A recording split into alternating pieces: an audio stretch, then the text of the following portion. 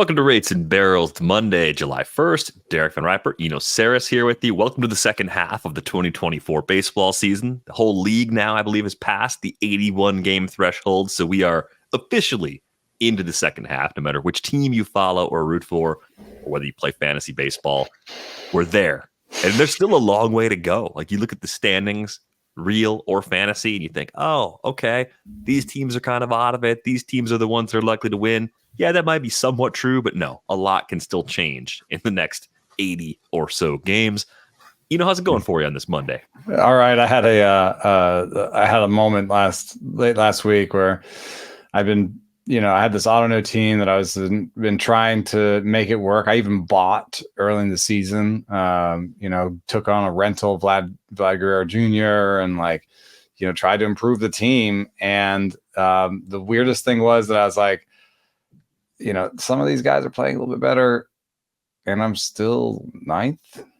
I'm peaking at eighth. I'm like, it's just like, maybe this team's no good, And then I tried to look at it from new eyes, just be like, okay, pretend you haven't seen this team every day, for the last 3 months. Like, is this team good? And I was like, nope.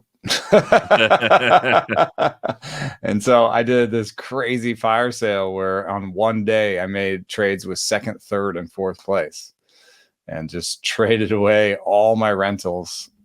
Ended up trading away as keepers also Ketel Marte and Luis Arias, which I just thought it was about the right time. But now I have a whole bunch of new players to look at. And it's funny, the first day that I had my new players, the lineup hit 330 with like 3 homers. And I was like, maybe I'm still in it for this year.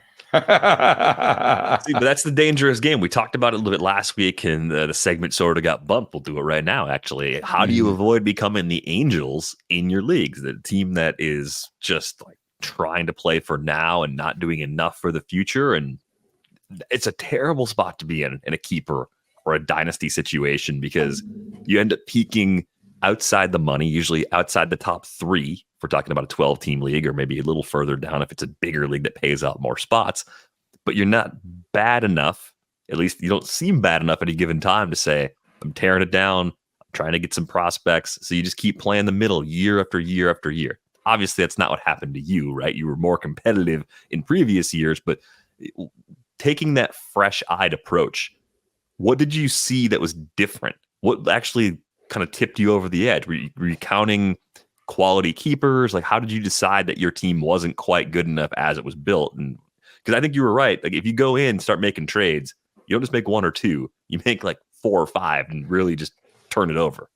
Yeah, I think it was a twofold. There was 2 things going on. One was, and this is a little bit of my weakness, I guess, maybe in auto where I have not been super successful yet. What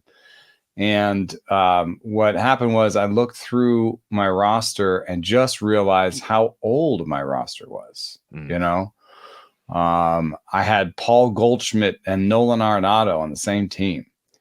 And I'd made a bunch of sort of shots in the dark in the outfield. That if they had gone the other way, maybe my team would have been all right. But, I had Jack Sawinski, Jesus Sanchez, Nelson Velasquez, Byron Buxton, and then Randy Arozarena. That's like, I'm describing my outfield, and then recently bought a cheap Larnach and Canzone, but like I'm not doing anything there. That's a bad outfield, right? For a 12-teamer, that's just a bad outfield. That's the key, right? It's a 12-team league, but it's deep rosters. And I think what happens is you need to get guys that hit at levels above that. Like the guys you were going after, those are guys we liked a lot for 15-team leagues. We were less sure of them in 12s. And that's especially part the of it keeper component too. Like Nelson Velasquez, even if he had hit this year, long-term was probably going to be a fast peak sort of player. And even that is really hard to rely on year over year in a long-term format, because unless he stays cheap, and I don't know, they don't stay as cheap as they do in some leagues where they're just locked in. And I bought him for $8. So it's like, even if he had been as good as he could have been, he was not really an asset going forward, because then he's $10 next year. It's like, is that really a $10 player in auto new? Like, it does turn into like one of the things. This is more site specific. If you're in a league where you have dollars attached to players and then you go out into the draft, what I have found is that the players you buy in the draft a lot of times are overpriced. Now you'll get some $1 players and some $2 players, and those are great. But the players that go up to like 8, 10, 12, I find them overpriced a lot. I had to go to $12 for Jack Suwinski because there were no outfielders left after Jack Suwinski. You know what I mean? And I just didn't see a way to field an opening day roster. You know what I mean? So I was like, okay, it's Jack Suwinski and Byron Buxton for $31 combined, which seems crazy, but other people bid me to those numbers. And I had money at the draft. I had to spend it and I needed outfielders. I put myself too hard into a corner, so that was part of it. Another part of it was a bias a little bit towards established players. I trade away a lot of prospects. So my team had gotten old really quickly. Last thing is, sometimes I think maybe pushing my values because I think the draft is not that great. So I say a $30 Paul Goldschmidt, yeah, I'm going to keep him. Whereas if I had done an auction calculator look or looked at similar prices, I would have realized that was probably too expensive for Paul Goldschmidt. $25 Nolan Arenado. Like I held those guys too long. So this time I just wanted to be a little bit more cutthroat. And so even though Ketel Marte is fine now, and the price was fine, I didn't think I needed to hold on to him so hard that I end up not getting good keepers. So I don't know. The trades were pretty profligate and quick. What did I do? I did Verlander for 15, Gossman for 15, Trey Turner for 50, and Carlos Estevez for 10. So I would say maybe not a keeper there at all, depending on how Estevez's end of season goes, right? Yeah. And I got back Story for 4, who might not be a keeper. I'm just hoping we get some good health news at some point, David Bednar for 10, Joey Ortiz for 1, and Spencer Jones for 2. Right. And Ortiz turns into a $3 player at a minimum, right? And you can get a little bit more piled on in the arbitration process, but you're probably looking at $5 at most. And I will be at the bottom of the league, so I won't get the most. I won't get a lot of arbitration dollars. So, So I think Joey Ortiz is a starting infielder, and I have some ability to move him around. I think Bednar is a closer I'll keep, and then Spencer Jones I'll probably keep him as a prospect. I expect him to kind of stay in the minor leagues, so that'll be a $3 guy. I traded Castellanos 25, Buxton 19, Severino 5, Ketel Marte 11. So I would say that's Castellanos is a cut, Buxton is probably a cut, Severino at 5 is okay, but Severino at 7 is okay, but it's not something I need to hold on to. Ketel Marte at 11 is the keeper. But coming back, I got Brandon Rogers 2, Michael Busch 3, Zach Veen 1, and Bobby Miller 7. So maybe that was the worst deal I made. But I think I like Michael Busch. I think he's a starter. Brandon Rogers is underrated, I think. I still like Bobby Miller. And the last one was Vladimir Guerrero Jr., $50, Luis Arias 10, so it's 1 keeper for Christian Walker 5, Nolan Gorman 4, and David Fry 1. Interesting combination there, because there's a few different ways it could hit for you. One of the things that's interesting about Christian Walker in a keeper league, I think he's at the age where people expect him to sort of decline at any time without a lot of warning. I don't think we're seeing any like massive signs of that in the underlying numbers. In fact, I think there's a lot more red in the things we care about than there was even a year ago for him. And Christian Walker usually pops pretty good in StatCast. Just get myself another Paul Goldschmidt, but at least he's $4, $5. So. Yeah, right. He's cheaper, so it's probably worth it. All right. So I think he's the kind of player that even if you're close to competing again, you should actually trade for him. It's kind of counterintuitive. And in auto news specifically, I don't think anyone's dropping extra dollars on Christian Walker when they see your roster and have that arbitration money to drop on you. They're going to drop it on younger players every single time. So I think that's what is likely to kind of hold and make him an okay keeper value as well. But the skills look really solid for a player like that. One of the questions we've been asked, and I know it came up recently in Discord, it's come up in the past. It's a redraft question that also overlaps into keeper leagues. So I think it fits perfectly with what we're talking about right now. You mentioned Joey Ortiz as a keeper. How do you know? How should we assess these players? Because most of our game is get the top end guys that stay on your roster all year. We even talked about building teams like this. These are the spots that you really don't have to mess with. The guys you draft in the first 6, 7, 8, hopefully first 10 rounds. I'm never really taking these players out unless they're hurt. I'm not going to mix and match them. They are my fixtures. But that next third is a really tricky spot because you're hoping to find guys that will jump up and be established regulars. Some won't be. Some will fall off the roster completely. And then the bottom third's more lottery tickets. Like, how do we know when we've moved a player up into that next threshold? Because if you're in a 10-team league or a 12-team league, and you've talked about your son playing in a 6-team league, figuring out like where that replacement line is and when to be patient and when to be aggressive with a player that hasn't done it before but might be doing it for the first time, like Joey Ortiz, I think that's a really hard decision to make. Like choosing Zach Neto or Joey Ortiz over the $15 to $20 shortstop that is underperforming, that's actually a tough decision. Yeah, it is also just tough to value those players in terms of what's their future. Is Joey Ortiz just going to be my backup infielder next year? You know? Or is he a starter? And I've got him right next to Jeremy Pena right now, which I think he's also in that crew where you're like, well, when he was going good, he looked like he was a 10-teamer. Now that he's kind of settled in, he looks a lot more boring. Looks like a 15-teamer, you know? And you're like, he just went from one to the other in like 3 weeks.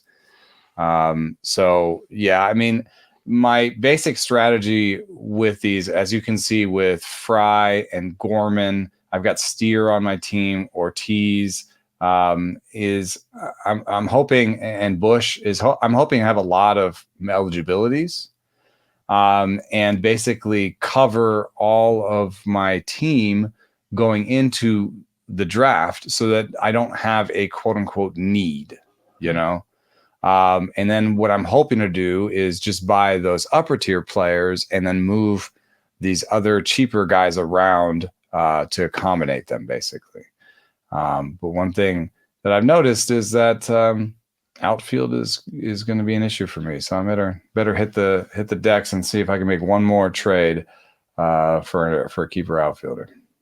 All right. Well, I think the other part of that question is almost like a time-based question, because you mentioned Jeremy Pena. And I thought it was all happening. And the reason I thought it was all happening for Jeremy Pena is because we had seen bits and pieces in the past, right? When he debuted, we saw a 9.6% barrel rate.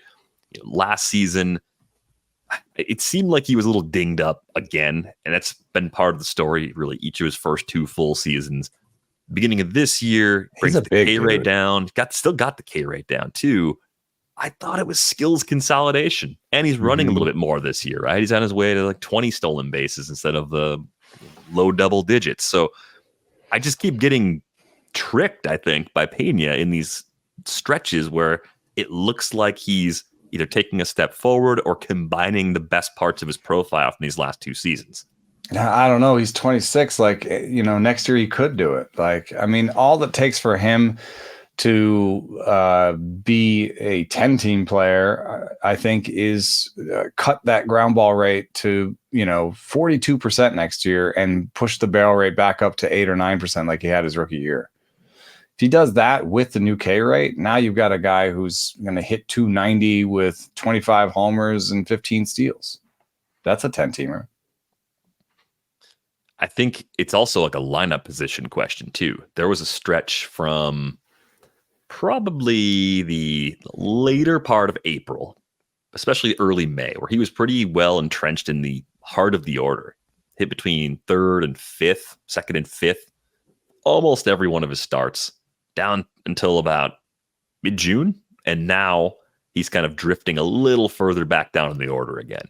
And that might be the toggle. That might be the difference between the 10 and the 12 team player, at least in normal size benched leagues where like the an waiver easy wire way usually to has spot an it option. is just be like, because batting order is usually something that shows up on Yahoo or I don't know. Mhm. It's like you can actually pretty much track it from your lineup sitting spot where you're like, oh God, he's hitting. Like I have noticed that in my shallowest leagues, I want everybody hitting in the top 4. Yeah. You know, it's actually a kind of an interesting rubric. Yeah, some teams are good enough where they're 5s and 6s and 7s. You're okay with them, but like, it is a pretty good, interesting rubric. I also think this relates to what we talk about a lot about, like the sort of oscillation around a true talent. Like these players there's always some sort of level of true talent that we're trying to assess, and then they're up and about around it. So I think that Jeremy Pena's situation is kind of like this, where you're like, his 80th percentile outcome makes him 10 team worthy, right? But his 50th percentile outcome is more like 15 team. So you can I think you can kind of do a little bit with a kind of just a blink assessment where you just kind of look at him and you go, Jeremy Pena, like, really? Like, what's the likelihood he goes 20-20 this year? Not very high. So I doubt he's actually a 10 teamer.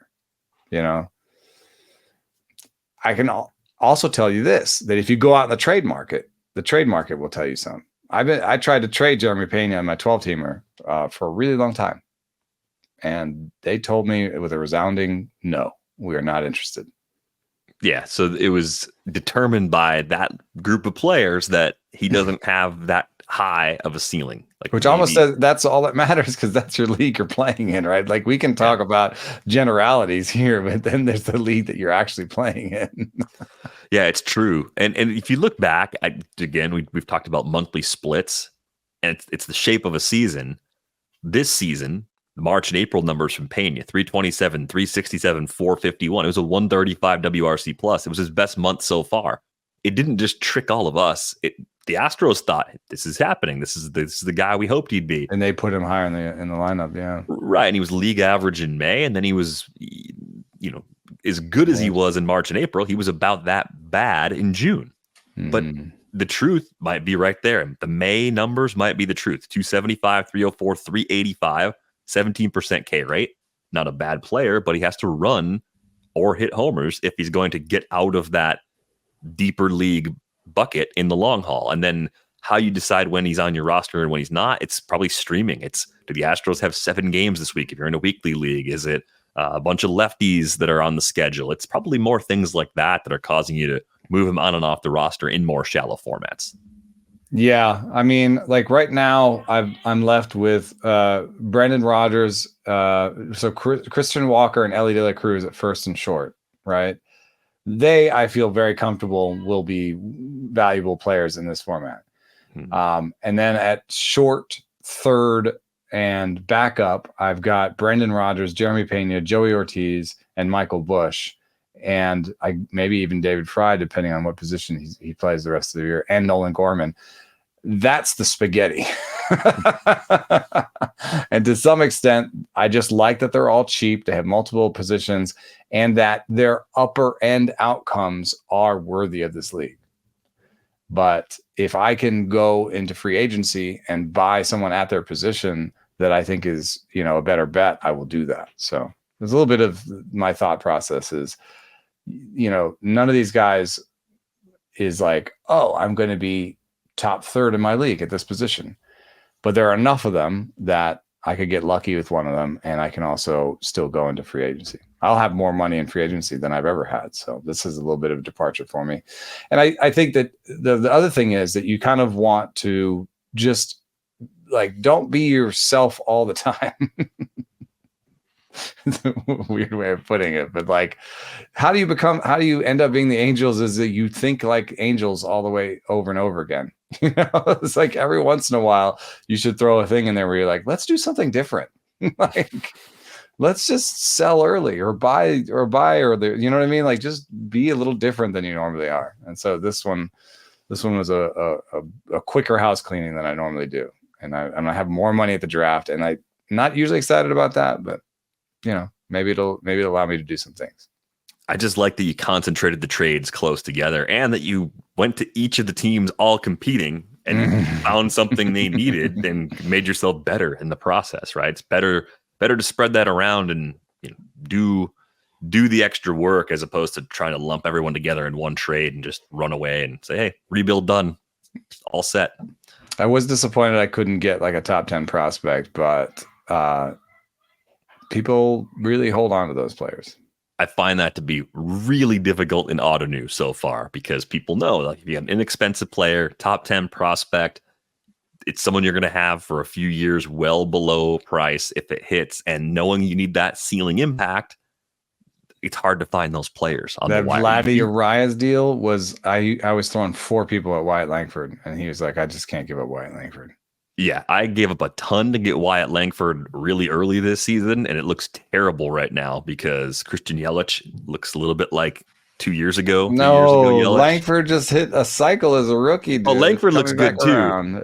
It's going to be fine, but that was like Chris Sale, Christian Yelich. Oh, wow. And Ranger Suarez, Ranger Suarez. No. And I thought, well, Chris Sale's been hurt a ton. He's good. I like Chris Sale. That's why I had him. Suarez before the season was just a credible guy. Suarez was just a guy that I probably even shouldn't have kept based on, roster spots even. And then all of a sudden, look what I gave up. I got Wyatt Langford back with a couple of their prospects, but it was one of those trades that I thought if Yelich's back starts barking, if Sale gets hurt again, I'm not able to get anything like this. I think it'll look good by next year. It looks really bad right now. But looks real bad. Langford's been getting to his power more, which is something that we should have expected, and I think is going to continue.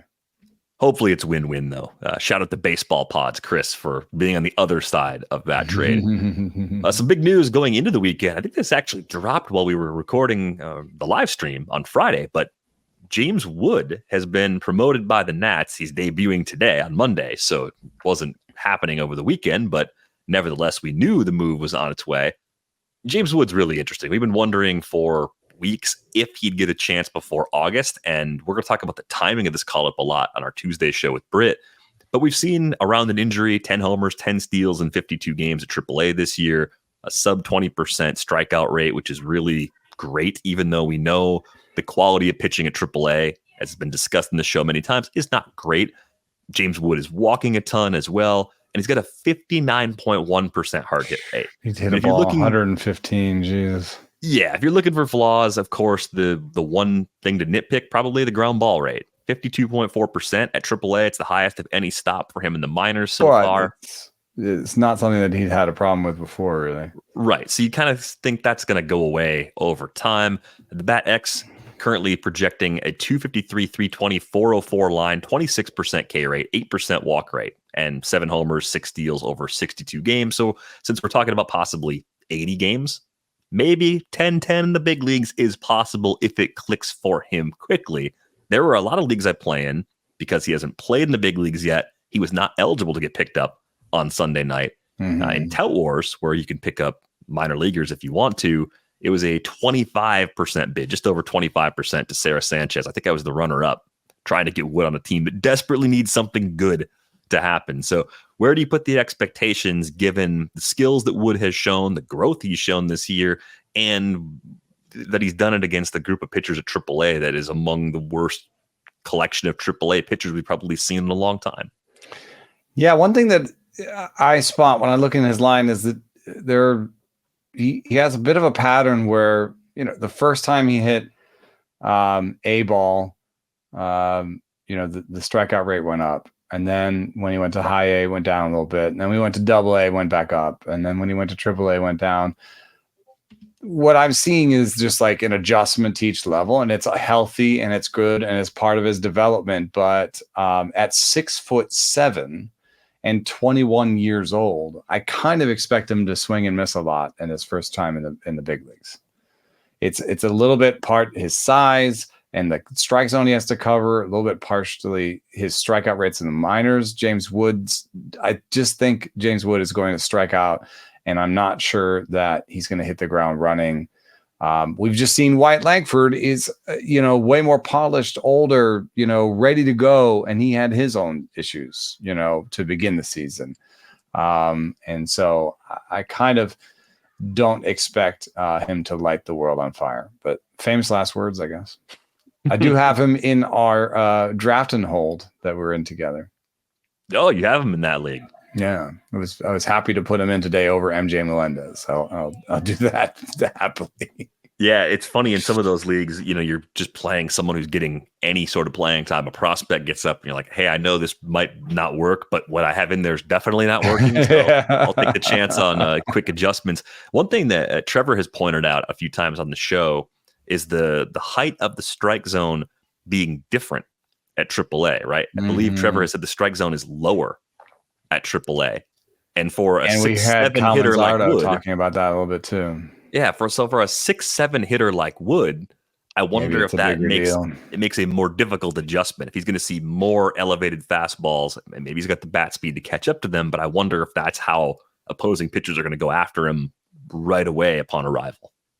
And we're just also in a time in which rookies don't come up without a book, and then people say, "Oh, who's this guy?" And then rookies come up with a book. Whoever's facing him on who's is it the Padres this week? No, who's he facing on Monday? Mets. So the Mets already had scouts on him in the minors. They already have some idea of how to pitch him. He's going lefty. He's got David Peterson taking the ball for the Mets. I would assume he's going to be in the lineup tonight. They didn't call him up on this Monday for a home game to not put him in the lineup. That'd be cruel. So we'll see what he does against a same-handed. I think are they even giving away a shirt of his or something? Yeah. So I think he's playing. That would be so weird. Here's the James Wood shirt. He's on the bench. Yeah. Oh, can't let him face a lefty. Yeah. Just terrible.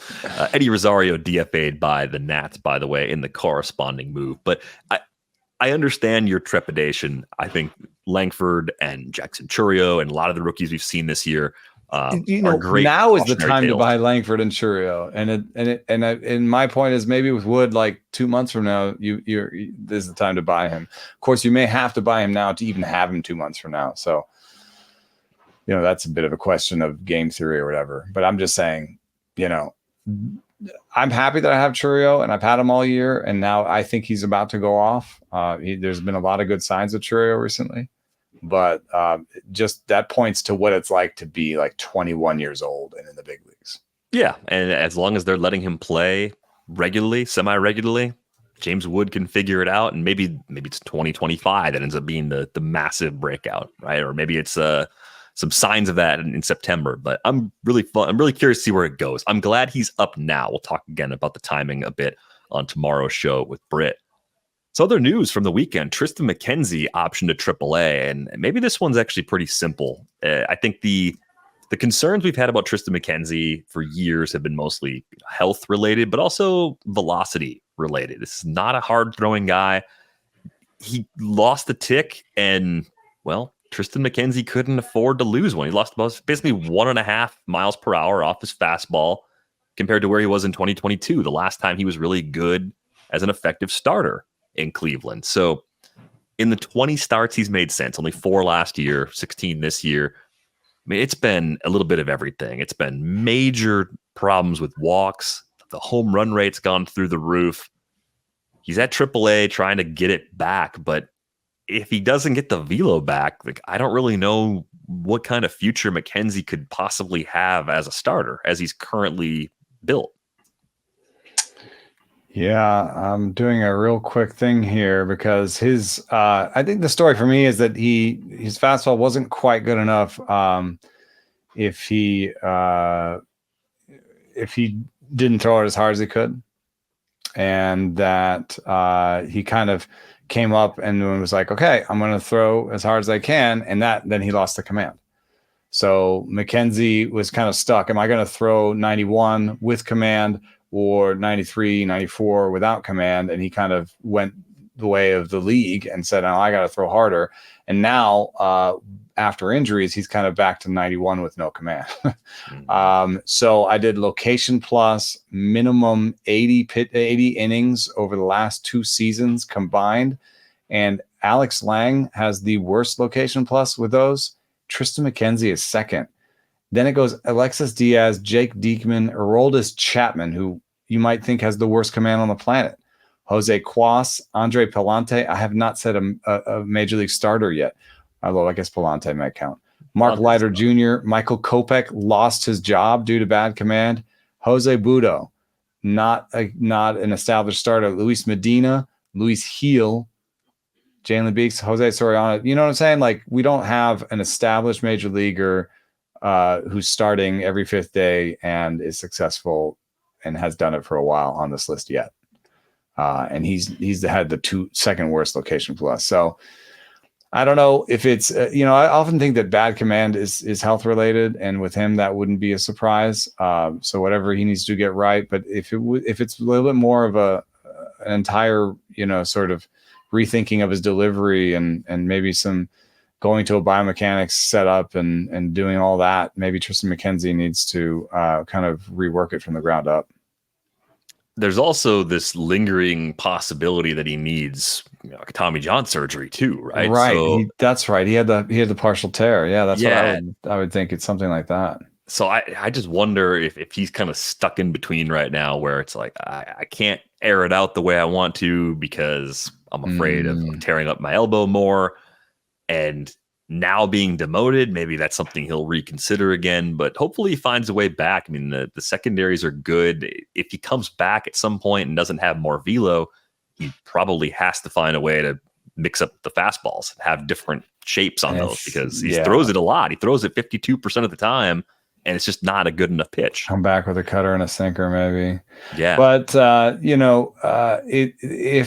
if he goes on the IL and gets Tommy John after this, it'll be a bit of a sad story, because he will have tried his best and been a soldier for the team and then been put in the minor leagues and be on the minor league IL. That would be sad. Yeah. Yeah, I was thinking about that too. If they found out that he actually needs surgery soon, like maybe they'd reverse that move, make it an IL stint from the major league roster or something like that. But anyway, out of the goodness of their own hearts, I mean, maybe. But if the timing is such that surgery is on the table in the second half of the season, we probably don't see Triston McKenzie pitching again until 2026. So that's the other downside of this. So we'll see where it goes, but doesn't look like it's headed to a great place for McKenzie, at least at this point. Or for Jordan Romano. I've been worried about Romano for a little while. I had another setback trying to come back from the IL. This seems like inevitable surgery, doesn't it? Like, it's terrible at this point for Jordan Romano. Yeah, it sort of reminds me of like the Kodai Senga situation, where it's like, if you just keep having setbacks and you can't even do the things in the progression of your rehab, then that's just, I'm not a doctor, and I don't want to speculate on somebody else's health. It just seems like it's going in that direction. It's like we don't have sourcing on this other than what we hear. But when somebody can't, even do the bullpen that's going to get them back, on the field, then you kind of got to assume that they're not going to be on the field anytime soon. And when we have seen Romano this year, he hasn't been himself. The strikeout rate's been way down. The hard hit rate, 50%. I mean, everything in the zone's getting hit, 89.4% zone contact rate. That is way up compared to his norms. So they just got to find a way to get him right. It just might be a lengthy absence for Jordan Romano before that happens as well. Also from the setback department, Josh Jung, who I really like. If you're in that kind of rebuilding, playing for the future situation, I thought Jung was one of the guys that's been in the big leagues, had some success, and could still have another gear. I thought he made sense as some of the target this summer. He's had a couple of pauses, basically, trying to move through his hitting progression. So he's going back to a specialist to have his wrist checked out again. I mean, wonder, him and Tommy Edman almost feel like, the hitter version of what we were just saying with Kodai Senga and Jordan Romano, which is like, when are we going to have something definitive? Yeah. I don't even know if Edman is out on rehab yet. Yeah. The Edman updates have been limited. So weird. Listen to his update. He was able to field grounders again without any problems in his sprained ankle. What? Right. And it's his wrist that's the problem. Like, what is happening to Tommy Edman? Yeah, and Josh Jung is the same way, where I'm just like, shouldn't it be back now? Like, what's going on? I do think that wrists are kind of an underrated technical. It's just, it's it has to move right for hitting. Like there's just like, I think it's also super hard to like hit with any pain there. Yeah. Well, I think there's also probably the concern that you would do more damage by playing through pain in your wrist, given the amount of strain that you're putting on them when you're hitting. And if you want to like take a full swing, you know, and you want to have that full follow through, and there's any pain, then if you hesitate, then you're not going to get the full bat speed.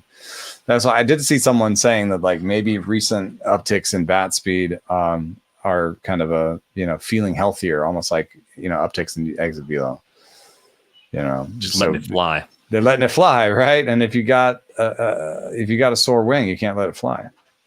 It's true.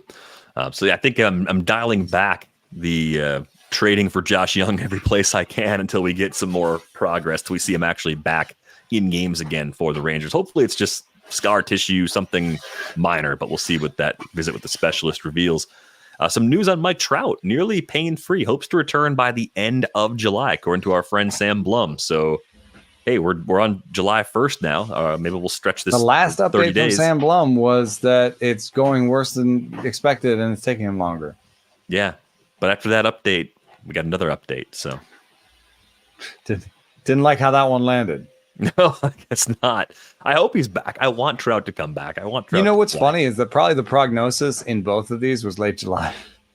Yeah, it's probably one was like it's taking a little bit longer than possible, but I think late July. The other one is no, I'm feeling great. Late July. I mean, if you have the option of choosing a sentence before providing the timetable, yeah, right. You can kind of shape how people think and approach your own. Doesn't it seem though that Trout has healed worse than expected from most of these things? It seems that way. Sam was sort of suggesting a little bit of that on our pod last week. Was just this idea that, you know, he had this thing where it's supposed to be out for a month or two, and then he's out the rest of the season. Right, but then at the same time, that back injury that popped up a few years ago, that sounded like the thing that was going to be the problem for the rest of his career. It did sound like a big deal. It hasn't really been an issue since the second half. Since then, it's been a calf and then a hamate. Yeah, it's other stuff. And you also wonder, you know, yeah, he sort of made an allusion to it, like doesn't want to be out there unless he's 100%. Right. But also just think about how bad his teams have been at most of these junctures. Like, you know, and if you could come back at 80% and maybe reduce his legacy, like put worse numbers up, you know, and but if you would do it, maybe if they were like in it for the playoffs, but then maybe a lot of these times where he's like, okay, there's 2 weeks left in the season, I could play, maybe. And he's like, well, why? Or I could do more damage to this thing that's not completely healed, and then it'll be a problem again next year. Right. And yeah. I'd rather have a clean slate going into next season. It's tough. The organization makes it tough. And look, I think we don't know a lot about each team's medical staff and how good or bad they are. So I can't make any sort of assertion about whether the Angels are average or great or terrible.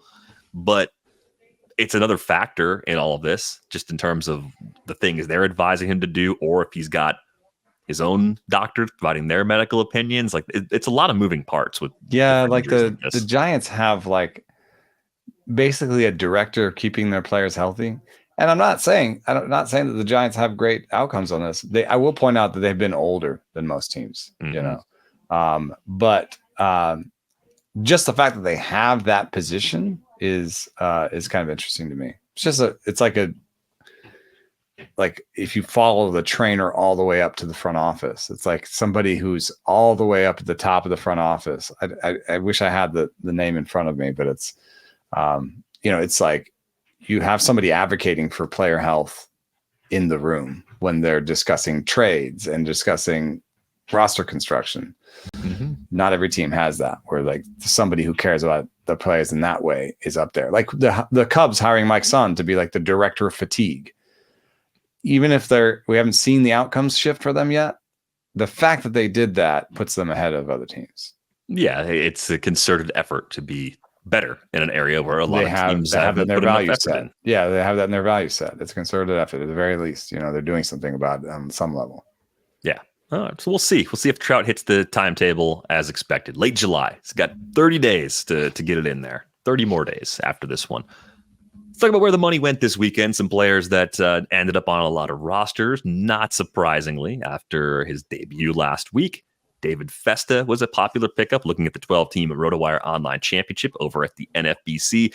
Even though the first start wasn't great from a results perspective, did David Festa deliver as advertised? Did his arsenal look as good as you hoped against the Diamondbacks his first time out? I do think that the Stuff Plus model is missing a decent changeup for David Festa. One look at a changeup doesn't always get you what you need. You kind of want about 30 pitches for Stuff Plus for changeups. So what I saw was a really good fastball and a really good slider. And I thought his location plus would be below 100, but it ended up being around 100. One thing that bothered me was a little bit of a lack of swing and miss for David Festa. And he wasn't there in the swing strike rate. It wasn't there in the strikeout rate. I think he'll be able to get past this. It was a little bit of like getting people to strike two and then not being able to get them to strike out, but it's weird to say that and also say he has a good slider. You know what I mean? Like, I think he'll figure it out. I think his next start will be better. It's interesting. He had 0 whiffs on his fastball. Not that you throw fastballs for whiffs, but like you would usually get some. He threw 33 four-seamers, 0 whiffs. Yeah, let me see where he threw those. Maybe they weren't high enough. Yeah, I mean, he threw them high in the zone, but he didn't throw them along the black high in the zone. Mm-hmm.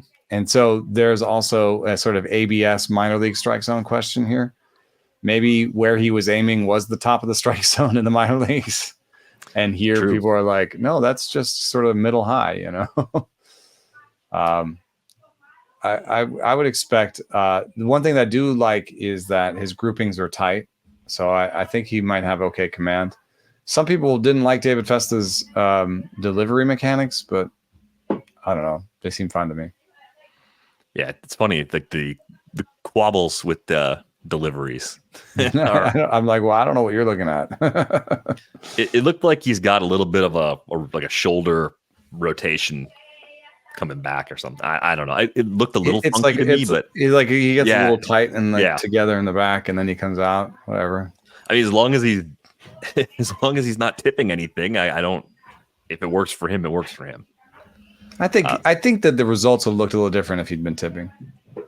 Yeah, it was more like soft contact and just not turning two strike counts into outs. Like, I definitely want more information. I didn't go. I don't think I saw anybody do this. I don't think people were dropping $100 bids on him, but like, he was definitely worth sort of like a $20 bid, which is like, I'd like him this week, and then maybe he'll be in the rotation after that. So he's got his next start Wednesday against the Tigers. It's also at home. Seems like a decent one. Yeah. A really soft landing spot. So I think you would plan on throwing him there if you roster him. You wouldn't pick him up and stash him through that. If you can't use him there, then it's a really tough spot. And then going into the All-Star break, he could have a 2-step. He's got the White Sox on Monday next week. And then if he goes again, it would be the Giants in the last game before the break. I see, and that would be Paddock in there. That'd be a pretty sexy week if he had it. Yeah. Paddock is throwing bullpen sessions though, so we'll see. Yeah, but he also looked really bad. Like, I saw him in his Oakland start, and I expected, he could be able to do well against Oakland. And he got Oakland twice, and in the combined, he got 7 innings with 8 earned runs, 3 strikeouts, and 4 walks. Chris Paddock did, and. Yes, you can say he did fine against Colorado. Colorado is one of the worst offensive teams, especially on the road. But that was right after giving up 7 to the Yankees. So, like, I don't know how much I trust Chris Paddock if I'm the Twins. I've been out the whole time, but yes, I wouldn't. Given his injury history, especially, I don't think I'm rushing him back to have him make that last start before the break. At the very least, I'm giving him that extra time to recover, and then maybe coming out of the second half thinking about if I like him enough, if I'm the Twins, putting him back in the rotation then. But I think you're right. It's still a question. And maybe these next few starts from Festa sort of determine their course of action with him. We did get Christian Scott back from the minor leagues. At least we're supposed to get him back because Tyler McGill went down. Oh. But it hasn't been announced or anything. It hasn't been announced he's in yet. Play. And I looked to see in my leagues if Christian Scott was just held through the demotion. It looks like he was pretty much held in all the leagues I'm in, where people were like, I'm waiting it out. I had him on one of my trees. I didn't get him, but I had him on one of my trees. Yeah. So if he's back, it looks like it might be Thursday against the Nationals. That could be the return of Christian Scott to the big leagues. Which I really like him. I think he has a really nice. I think he has nice delivery, good sweeper, good enough fastball, really nice home park situation. I like Knack and Landon Knack and David Peterson. David Peterson was a good 2-start streamer for this week. Not sure yet if he's beyond that. I think he's specific to his schedule. I want to play him at home. I want to play him in 2-start weeks. Landon Knack, I really like, but it might just be one start. It's a good start this week. I forget who it's against, but it's a good start this week. But then I don't know what's happening in that Dodgers rotation going forward. There's a fair amount of players. Now, when Buehler comes back, I feel like just Knack goes back down. Yeah. Because Paxton is a kind of wild card where he kind of found something by going to the curve instead of the cutter. And I talked to him about that a little bit. But I don't think the curve is that good of a pitch either. And it's not like when he was vintage Paxton, he had that great cutter and he didn't even really throw the curve sometimes. And now he's all of a sudden going all in on this curve and doesn't have great command, doesn't have great stuff.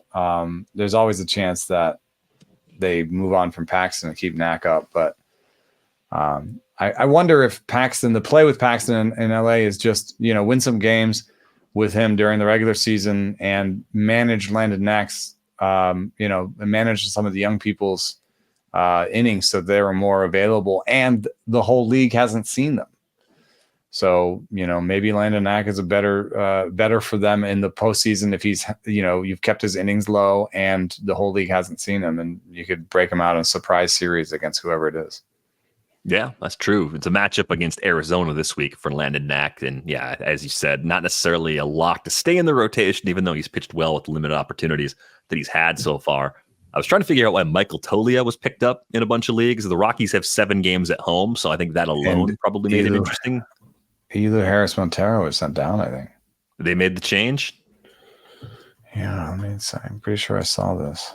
It's interesting because... designated for assignment, not even sent down. They said, we've had enough. That's weird. He hits the ball hard, and this year was like one of his better strikeout years, but he wasn't turning it into power on the field. Well, that's one more downturn for the Nolan Arenado trade between the Rockies and Cardinals. I didn't even think of that angle. Yeah. February 1st, 2021. It was, look at this return. Elehuris Montero, Austin Gomber, Jake Summers, Tony Losi, Mateo Gil, or Mateo Heel. Yeah, Mateo Heel. And they had to get $50 million. And they had to eat money. Wow. It got worse. It was bad at the time, and it actually got worse. I think this is an argument against Mike Trout being traded. Because I think wouldn't the Mike Trout return? Yeah, wouldn't the Mike Trout trade be like the Nolan Arenado trade? It'd be like, we don't want to pay all of this. We'll pay you some. We don't expect great prospects back, Generally, I think it's possible it would be like that. Yeah, but Trout is productive and higher unpopular. Regarded, right? Yes, I think so. But Nolan Arenado at the time of that trade, he was still good. February of 2021, he was still good. Before the back injury last year, he was still pretty good. His first year in St. Louis, he was really good. Second year in St. Louis, still very good. 2023 wasn't bad until the end. Yeah, he just seems lost now. But they got 3 really quality seasons overall from Nolan Arenado in St. Louis. So I think this is still a pretty big L for the Rockies as an org. and one that makes you mad as a fan. You're like, why are we trading this guy for that group of players? Which is, that's what I'm trying to get at with the Angels and Trout. Is like, that's what we're gonna do. Like, right, you're not gonna get elite prospects back for Mike Trout. We're gonna trade him for a 6th starter and a reliever and a high variance, 18-year-old that may never make the big leagues. I think that's where, if you're one of those teams that can take on a $20 million player that doesn't necessarily play all the time, I say $20 million being the discounted price where the Angels are picking up the rest. Maybe you take that chance because I'm saying from the buying team, I would do it. Like I'm just saying from the selling team, like from the Angels perspective, it's going to be like, okay, he was a legend. He was like, the best player in team history, maybe. And we traded him for a bag of balls. Yeah. Very disappointing. But the Tolia situation, I guess with Montero gone, I mean, the playing time outlook looks better. He's not chasing as much outside the zone, hits the ball hard, barrels it up. 9 homers in 37 games this year. The slash line's ugly. It's got a few steals. Bad. Is there something here, or is this just another day in Colorado? 213 career average at home, I guess. 164 away. Oh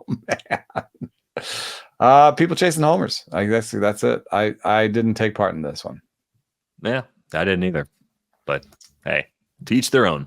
We talked about it a little bit at the end of last week, but one thing I noticed with Heston Kjerstad is that he's 1 game away from picking up a 5th game in the outfield. There you go. And that'll unlock the because he came up with outfield eligibility in season.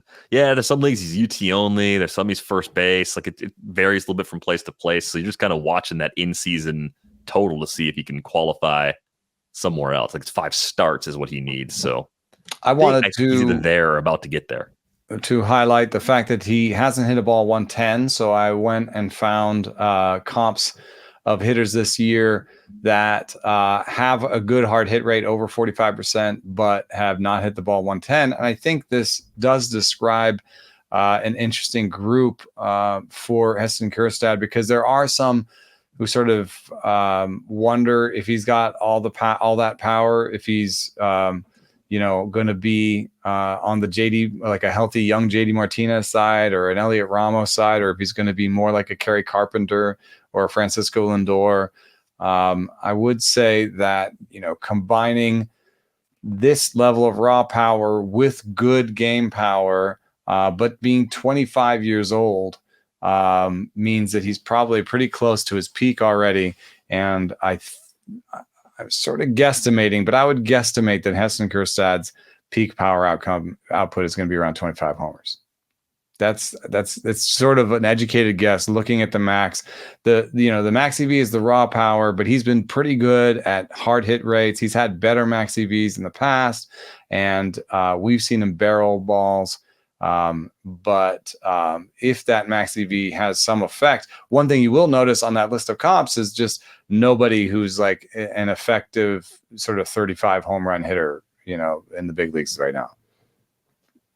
All those guys have some decent power, but none of them is elite power.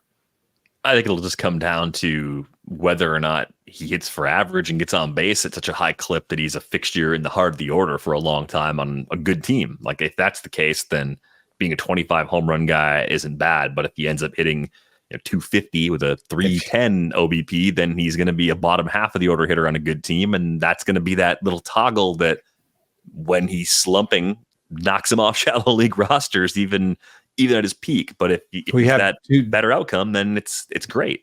We have 2 examples on his team of guys who represent the risk, which is he could be a Santander or an Austin Hayes. Now he's a left-hander, so he'd probably be better off than Hayes. Santander is a switch hitter.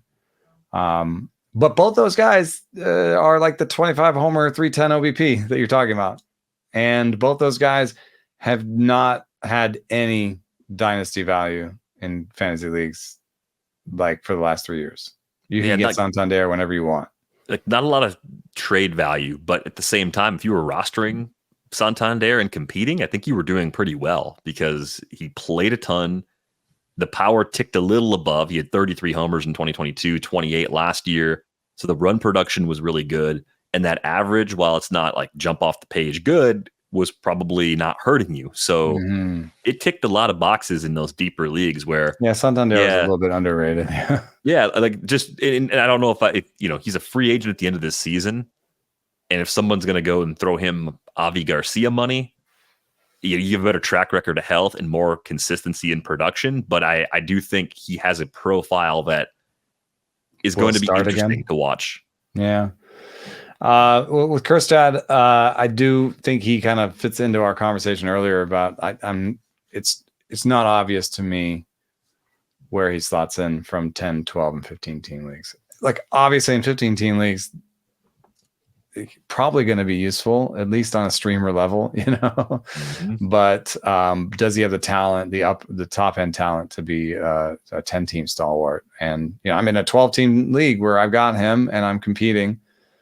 And I've been shopping him. I might just call him up and put him on my lineup. There was one other name that was picked up in some deeper leagues, Davis Daniel, getting a chance for the Angels with the injuries they've been dealing with in the rotation. And I was curious when people were getting excited about him, what they may have seen that led them to bid in the first place beyond the opportunity. I know he pitched really well just this first time out against the Tigers, 8 scoreless innings with 8 Ks. That will get our attention in a league starved for pitching. But where do we go from here with Davis Daniel getting this chance in the Angels rotation? I mean, the news is not good. If you're looking at this, you can see that his four-seam fastball is 91.7 miles an hour. The average, even for a starter, is about 93.5.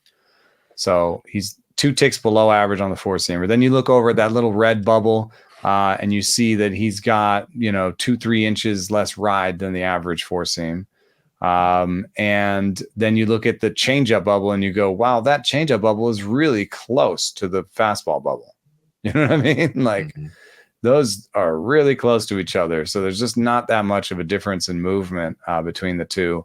Then you look over at the slider, and while the slider movement looks nice horizontally and maybe some sort of a sweeper, it's 82.6 miles an hour. It's not probably going to be an elite sweeper. You still want 84, 85 miles an hour on those. And then the curveball at 74.9 is one of the slower curveballs in the big leagues. And yes, it's big, but then it's going to depend a lot on its command. So I would like this profile a lot better if he threw a cutter and a sinker, because then I could say, oh, he's got the sink. He's got some things that can work, and he will just keep everybody off balance. As it is, this is more of a 2 of these pitches need to be dominant for me to believe in him, and I don't think that's the case. So yeah, the more fastballs would be the best way out of this, as opposed to throwing those secondaries more.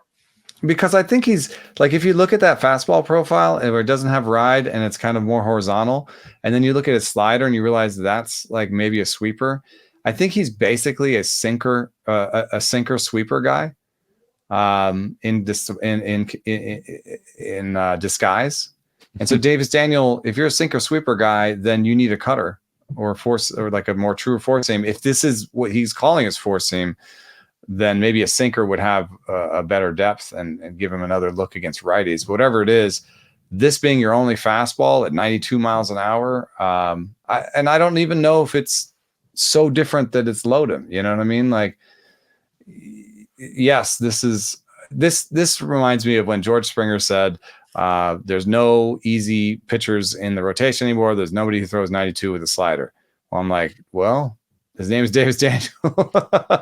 Just wait till you see the Angels, George. Yeah, right. I think it's interesting that Daniel and Roansy Contreras were out there in a lot of leagues, and I kind of like Contreras more. I mean, we've seen at times better fastballs from Roansy Contreras. I think he's getting some of the ride back that he's had in the past, so that gives me a little bit of hope. Clearly, I just didn't think that Roansy would be ready to be stretched out but he did make it 3 innings and 2 strikeouts, 2 walks, 1 earned against Oakland. Probably earns him another chance. It's one of those guys that I would like to watch the chance from afar. and not put too much skin in the game. But it is a guy I've circled as I've always thought he's kind of interesting, especially if you can, maintain that velo, maintain that shape. Yeah, might have a long runway here to actually see what he can do again as a starter with the Angels. On the drop side, just a couple of names that stood out to me as healthy players who we thought were kind of interesting when they were playing more. Davis Schneider, because of his approach and the quality of contact he can make. He's been sitting recently because of a slump. Saw him get dropped a lot in the 12-team RotoWire Online Championship. And Dylan Moore, who also was playing a lot more for a little while, seems to be fading back into more of a part-time role. Dylan Moore, I think, is a little bit easier to call as a kind of a definitive thing, which is we as a league, as fantasy players, or as baseball as a league, has an idea of what Dylan Moore is, and it's mostly been a versus lefties utility guy, and I would consider that probably his future. And so, at 31, it was improbable that he was going to break out past that. No matter, he's kind of ripped, but beyond the rippage, David Schneider, I thought, was breaking out into something real. He's 25 years old. He's a righty. If you're playing him, every day like they were, and he's hitting for power, then that's going to work. But we also know he has an extreme pull fly ball thing going, that without great raw power, but he gets to his power a lot. But I think that just makes you susceptible to streaks. Because, as you know, with Schneider, he already doesn't have great bat to ball. And then you also know, as a pitcher, all he's trying to do is pull a fly ball. I feel like you just fill up the bottom of the zone. You try to throw a lot of sliders for strikes low in the zone. And then you just get him swinging at everything because he thinks, this is in the zone. I got to take it placata. So maybe this is just a bad streak. But I would say that, keeper league, you put him on the bench and you hold on to him, hope he gets out of it. In these other leagues, you just have to kind of move on. I think people are right, because there are way too many one plate appearances in his game log. I mean, if I'm just reading for David Schneider, the numbers going back from yesterday and backwards, 1 plate appearance, 2, 1 plate appearance, 4, 1, 1, 4, and then there's a stretch of 4, and then there's a 0 in there. So, yeah, that's makes me nervous enough, especially with the Blue Jays feeling like they need offense everywhere. If they don't think that that's what they're getting from Schneider, then I guess that it's time to move on. Yeah, look at his June numbers: 163, 218, 300 for the month, 87 plate appearances, popped the 3 homers, but 25 strikeouts, only 6 walks. It was a 163, 218, 300 month. That will cause your playing time to dry up. But I do think that approach, as you described it, is one that can lead you to bad slumps. And when he goes hot, he goes red hot. But you can't wait on a player like that. When playing time gets shaky and the skills are still developing, you can't really wait on a player like that in a 12-team league. So I think it made a lot of sense as a drop. A little personal, Eno's FAAB results run through real quick. Real embarrassing moment here. Eloy Jimenez for 126 to me. Backup was 2. I won in 126 to 2. On one level, I'm like, hey man, I got my guy. On the other level, I'm like, wow, I really wish I had pushed that number down before the bids went through. Any case, I'm in first, and getting a player that I could just slot in at util and go forward. He actually addresses some of my minor needs in terms of like RBI. He's playing every day. He's healthy. He's running a little bit. I thought he was worth $100 bid. I don't know why he was out there. I bought a lot of Mitch Spence because I think he might have two starts this week. One of them might be against Baltimore, but it's Sunday in Oakland, and I'm willing to take that chance. I kind of like Spence. Bought him in a couple places. I bought Daniel Schneemann in one place. Tyler Freeman is losing his job, and it might be to Schneemann. But then they also had a bunch of injuries in Cleveland. And so that's why John Kensky Noel is up. And so there's some opportunity there. Bought a Landon Knack. And then in the main event, as always, we are shopping with not much money. And we spent $31 on Michael Kopech. We needed that was 31-6. We needed a second closer. We have Hoffman behind Hader. And putting Kopech in that mix, I think, makes me feel better. Tyrone Taylor with Starling Marte out has a good schedule coming up. We wanted to get that. And then Spears and Yanni Chirinos, just to have options, because Seth Lugo's in Colorado and Tanner Houck is in New York, and it's maybe not the greatest of weeks to try to start those guys in those places. Yeah, fun having to try and stream deeper. Like, you have good pitchers that you like, and you're like, I can't use them in those matchups, so now I got to pick up the other guys in horrible spots. We are having discussion about Seth Lugo in Colorado because Colorado, even home, their offense is like 9th best or something, and it's not a good offense. And so, we've even seen some low-scoring games in Colorado this year. It's just that I have this deep standing, like, I don't want to pitch a pitcher in New York or in Colorado for various reasons, many reasons. And so we're trying to avoid it. Right now, we might throw Houck.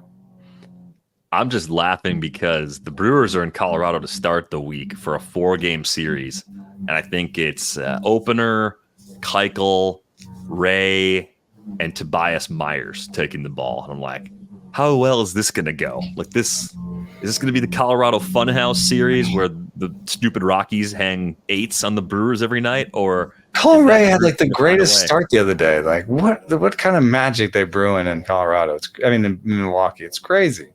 Colin Ray's not a very good pitcher. He's not a bad pitcher. I think we got a little insight into the conversations in Milwaukee in the front office. Well, all we can get is Colin Ray. He sucks. He's not a bad. He's not bad. He's getting the job done. Yeah. I just think every time he throws a 4-seamer, it's not every time, but most of the time when he throws a 4-seamer, it gets hit. And he's got a lot of pitches. At what point does he just stop throwing the 4-seamer completely? And that's what I've wondered. It's been going down every season for the last 4. Yeah, it might just disappear. Might just be completely gone at some point. And that might be the best version of Colin Ray we've ever seen once that happens. He's hilarious because he throws his secondary is not very much. 8% splitter, 18% slider, 5% curveball. He's a 3 fastball guy. 3 fastball guy, 1 fastball, definitely not very good, but he also added that sweeper too. I think that was the new pitch for him this year, new wrinkle. So maybe that's part of why it's working for Colin Ray, but I'm a little worried about that group going into Colorado to start the week. It'll be a good test to see if that Rockies lineup can wake up just a little bit. We are going to go on our way out the door. A reminder, you can get a subscription to The Athletic for $2 a month for the first year at theathletic.com/ratesandbarrels. Find Eno on Twitter at Eno Saris. Find me at Derek Van Riper. Find the pod at Rates and Barrels. You can get a link to join our Discord in the show description. That is going to do it for this episode of Rates and Barrels. We're back with you on Tuesday. Thanks for listening.